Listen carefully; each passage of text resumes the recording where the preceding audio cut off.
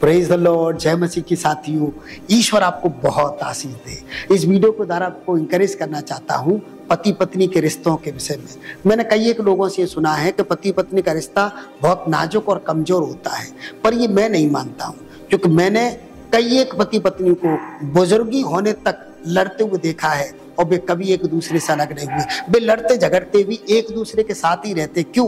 क्योंकि पति पत्नी का जो रिश्ता है ये इंसानों की तरफ से नहीं है, ये परमेश्वर की तरफ से है। और बाइबल तो यहाँ तक कहती है कि जिसे परमेश्वर ने जोड़ा है उसे मनुष्य अलग ना करे। हाँ, इस रिश्ते में भावनाएं जुड़ी हुई हैं, क्योंकि हम देखते हैं बच्चे जैसी जवान होते हैं वे एक दूसरे के हमसफर अपने जीवन साथी के लिए इंतजार करना, उसके लिए विचार करना, उसके लिए प्रार्थना करना शुरू कर देते हैं।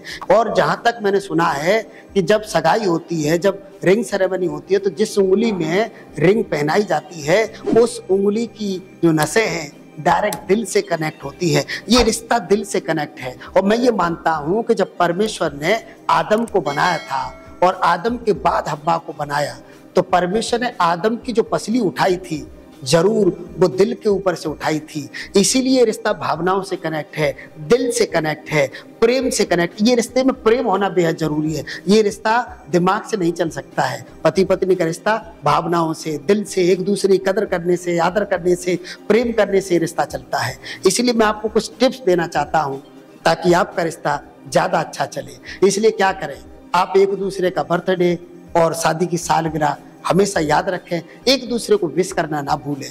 और समय समय पर जब आपके पास पैसा हो, फंड हो, तो आप कम से कम हफ्ता में एक दफा या फिर महीना में एक दफा घर में खाना मत बनाइए, आप बाहर जाइए पत्नी को लेकर के। क्योंकि ज्यादातर जो हाउस वाइफ औरतें हैं वे अपने घरों में ही रहती हैं, उनकी इच्छा होती है कि वे बाहर घूम के आएं। तो जब आप अपनी पत्नी को, अपने जीवन साथी को बाजार लेके जाएंगे या पार्क लेके जाएंगे, तो उनका जो मूड है थोड़ा फ्रेश होगा, उनको थोड़ी फ्रेशनेस महसूस होगी, वे थोड़ा और खुश हो जाएंगी। इसलिए आप अपनी पत्नी को जरूर हफ्ते में एक बार या महीने में एक बार बाहर घुमा के लेके आए, कुछ खिला पिला करके लेके आए, आपका रिश्ता और ज्यादा अच्छा रहेगा। आप एक दूसरे की तारीफ करना मत भूलिए। जब आपकी पत्नी खाना बनाती है तो हाँ, हो सकता है नमक कम हो सकता है मिर्ची ज्यादा हो गई हो, लेकिन फिर भी वो हर दिन तो नहीं होता ना, कभी कभी होता है।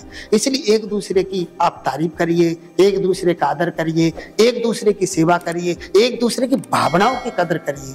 और ऐसा करेंगे तो आपके जीवन में खुशी रहेगी, आनंद रहेगा, शांति रहेगी, प्रेम रहेगा, प्रभु यीशु मसीह के नाम से।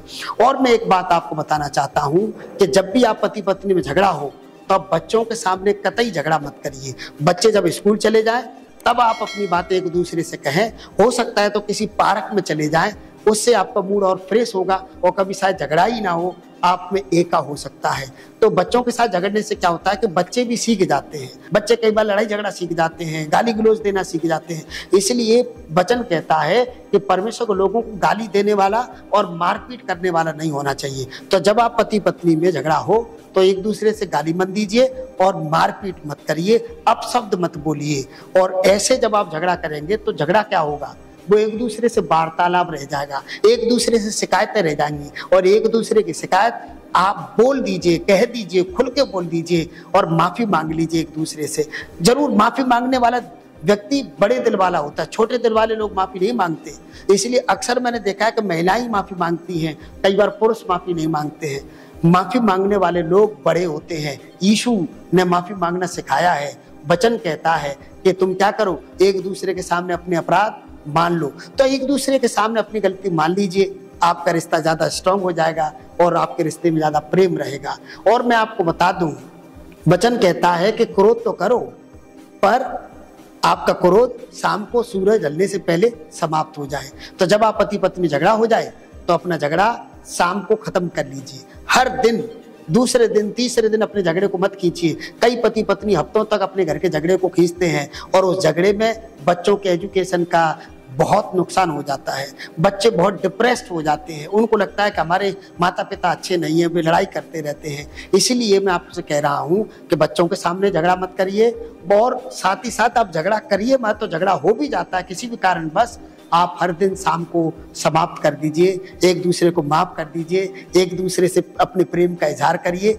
जरूर आपके जीवन में खुशी रहेगी, आनंद रहेगा। यदि आपको वीडियो अच्छा लगा हो तो आप वीडियो को लाइक कर सकते हैं, हमारे चैनल को सब्सक्राइब कर सकते हैं। और यदि आप हमें कुछ आर्थिक मदद कर सकते हैं तो ज़रूर सुपर थैंक्स जो बटन है, जो दिल का निशान है, उसको दबाइए। 100 रुपये से लेकर जैसी आपकी इच्छा है आप हमें भुगतान कर सकते हैं। God bless you.